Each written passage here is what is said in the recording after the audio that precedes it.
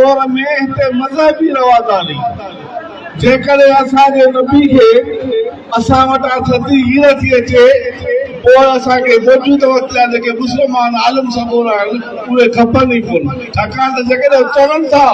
जेकॾहिं तव्हां सभु नबी जा आहियूं पोइ त तव्हां खपो ई न नबी साईं खे उहे खपनि सिंधी माण्हू ही सिंधी माण्हू खपनि ही सिंधी माण्हू खपनि जेके मज़हबी रवादार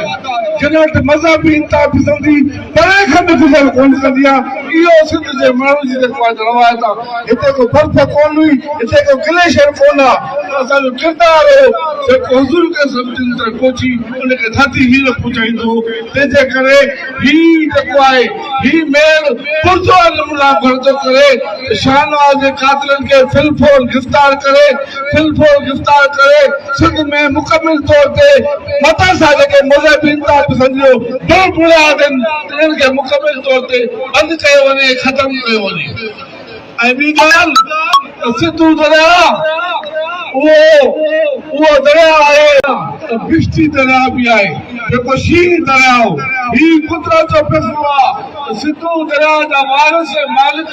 असां ऐं तव्हां सिंधी आहिनि छाकाणि त सिंध ते नालो बि इन सिंधू दरिया जे करे पियल आहे ऐं पंजाब पंजनि दरिया जो मालिक आहे रावी सतलज ब्यास चनाब झेलम ही कुदरत जो फ़ैसिलो आहे पंजाब पंजनि दरिया जो मालिक आहे ऐं सिंधू दरिया जो मालिक आहे केरु थींदो आहे दरदारी साहिब केरु थींदो आहे शहबाज शरीफ़ केरु थींदो आहे पंजाब जेको कुदरत जे तरफ़ां कयल फ़ैसिले खे रद्द करे दरिया असांजो तव्हांजो आहे असांखे तव्हांखे मदद करणी पवंदी असांखे तव्हांखे जंहिं जॻह वञिणो पवंदो इहो चवणो पवंदो त दरिया जा मालिक असां सिंधी आहियूं दरिया ख़ातिर जहिड़ो आहे आउं क़बूल थो कयां क़बूल थो कयां त 47 में पाकिस्तान ठहिराए साईं जीएम शर्त ग़लती कई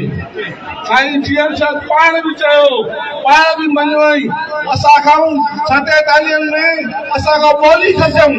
47 में असां खां शहर खसियऊं 55 में असां खां सिंध खसियऊं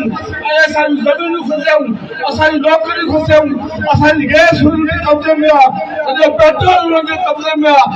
सभु जेको आहे पीपल्स पार्टी जेका आहे उहा हुनजी सोच करण किरदारु अदा करे ऐं जेको सिंध जो माण्हू पीपल्स पार्टी जो जेको हिमायती आहे यकीनी तौर ते उहे